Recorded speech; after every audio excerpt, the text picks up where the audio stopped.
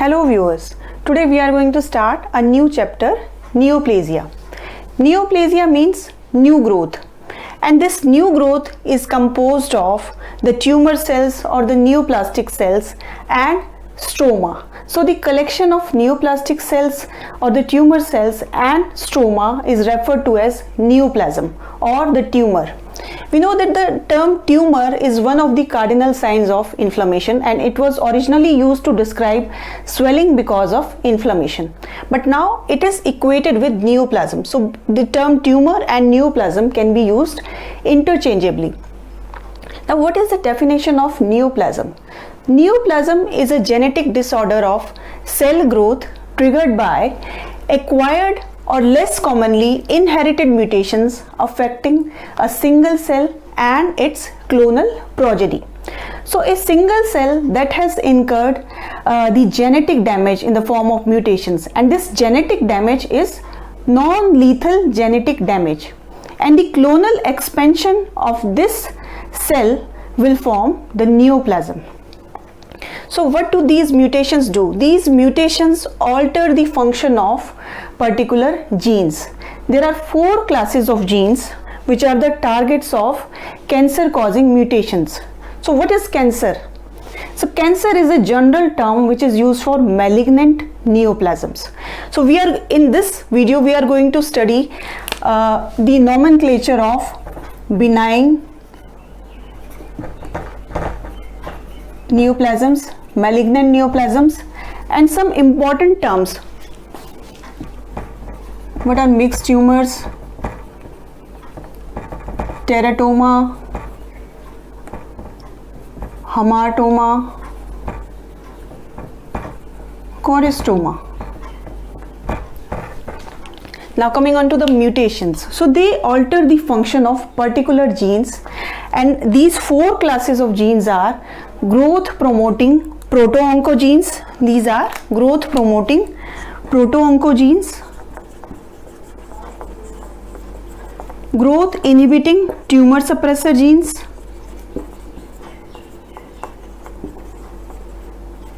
genes that regulate apoptosis,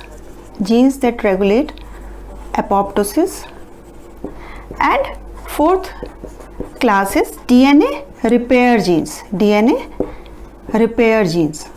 So these 4 classes are the principal targets of cancer causing mutations. So these mutations, they give a survival or growth advantage to the neoplastic cell or the transformed cell, and this leads to excessive proliferation of cells which is independent of growth signals or controls. So the growth becomes autonomous. Now what are the components of a tumor or a neoplasm? So the tumor has 2 components: the tumor parenchymal cells or the neoplastic cells which form the tumor parenchyma, and the classification of the tumor, the biological behavior of the tumor is based on the parenchymal component. Second component is the stroma, the reactive stroma, which consists of connective tissue, blood vessels, and the cells of innate and adaptive immunity. So the growth and spread of the tumor depends on the stromal component. In some tumors, the stroma is scant, it is very less. So the tumor is very soft and fleshy. So less stromal component, the tumor is soft and fleshy. In some tumors, the parenchymal cells stimulate the formation of abundant collagenous stroma, and this is called as desmoplasia, and these tumors are desmoplastic tumors. Deposition or formation of abundant collagenous stroma, and these tumors are stony hard in consistency. These are stony hard because of excess stromal component, stony hard or serous. For example, some desmoplastic tumors of breast, they are stony hard in consistency. Now we come on to the nomenclature of benign neoplasms. Benign neoplasms remain localized at the site of origin.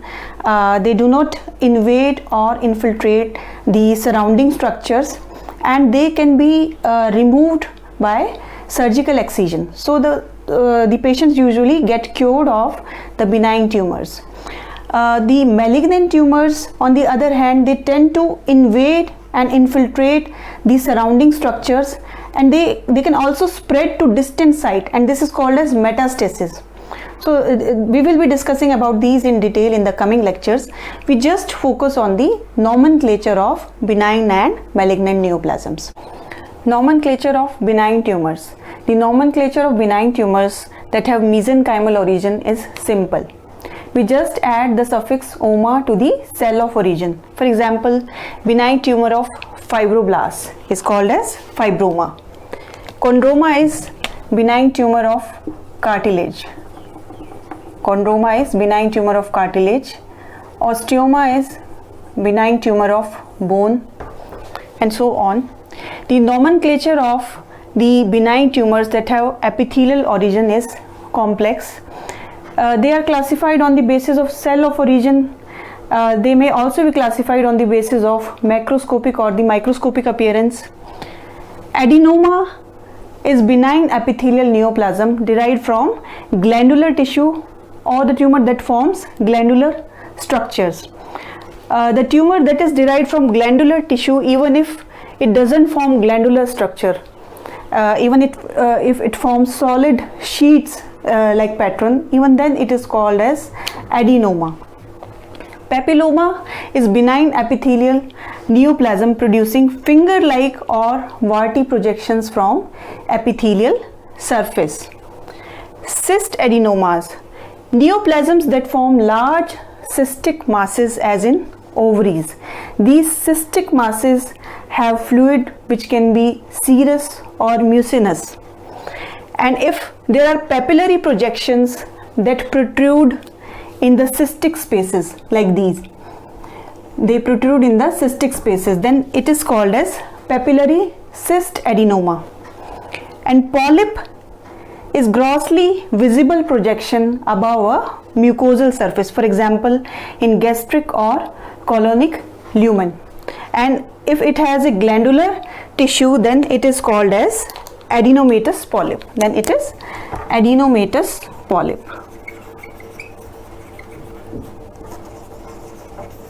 This is colonic lumen, and these projections are the polyp. Next is the nomenclature of malignant tumors. The malignant tumors are collectively called as cancers, and the term cancer is derived from a Latin word which means crab. The tumors that arise from the solid mesenchymal tissues are called as sarcomas. Sar in Greek means fleshy, and the examples are chondrosarcoma, fibrosarcoma, liposarcoma. The tumors that arise from the blood forming cells are leukemia or lymphomas. Lymphomas arise from lymphocytes or their precursors. And the malignant neoplasm of epithelial cell origin are called as carcinomas. And the epithelial cell origin can be from the ectoderm, mesoderm or the endoderm, any of the three germ cell layer. The example of ectodermal origin is carcinoma skin. The mesodermal origin is renal cell carcinoma arising from the renal tubules, and endodermal origin is carcinoma colon. And the carcinomas can be broadly categorized into squamous cell carcinoma and adenocarcinoma. In squamous cell carcinoma, the tumor resembles the stratified squamous epithelium, and in adenocarcinoma, the neoplastic epithelial cells grow in glandular pattern. And if the tissue of origin or the organ of origin can be identified, then the name of the tissue or the organ is added to the nomenclature. For example, bronchogenic squamous cell carcinoma, or renal cell adenocarcinoma, or pancreatic adenocarcinoma. So next is mixed tumors. Normally in most of the tumors, the parenchymal cells resemble each other. But in some tumors, more than one line of differentiation is seen, and this gives rise to different subpopulation of the cells. Example is pleomorphic adenoma or mixed tumor of the salivary glands. In this, there is epithelial component and there is a mesenchymal component. The epithelial component is scattered in myxoid stroma, and it may contain islands of cartilage or bone.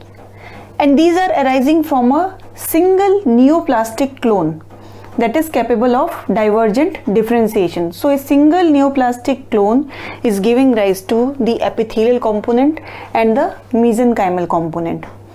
Now most of the tumors, including the mixed tumors, they arise from a single germ cell layer. The three germ cell layers are ectoderm, mesoderm and endoderm. So most of the tumors arise from a single germ cell layer. The exception is teratoma. Teratoma contains mature or immature cells derived from more than one germ layer, and sometimes all the three germ layers. So the teratoma originates from totipotential germ cells. These totipotential germ cells are normally present in ovary and testis, and they can give rise to, or they can differentiate into any type of cell found in the body. And these totipotential germ cells, they can give rise to neoplasm that contains a variety of tissues. It may contain epithelium, muscle, bone, cartilage, fat, nerve, or any other tissue. Example is ovarian cystic teratoma or dermoid cyst. The ovarian cystic teratoma differentiates principally along the ectodermal line of differentiation, and it forms a cystic tumor that is lined by squamous epithelium. It may contain hair, sebaceous gland and tooth-like structures, and also some other tissues from different germ cell layer may be present. Next is the hamartomas. These are disorganized masses that are composed of cells indigenous or the cells or tissues that are native to that tissue or the organ. Originally the hamartomas were considered to be developmental malformations, but now these are classified as benign tumors. Why? Because they have most of the hamartomas have clonal chromosomal aberrations, so they are categorized as benign tumors. Choristoma. Choristoma is heterotropic or misplaced rest of cell. It means that the tissue or the cells are present at a location in which they are not normally present.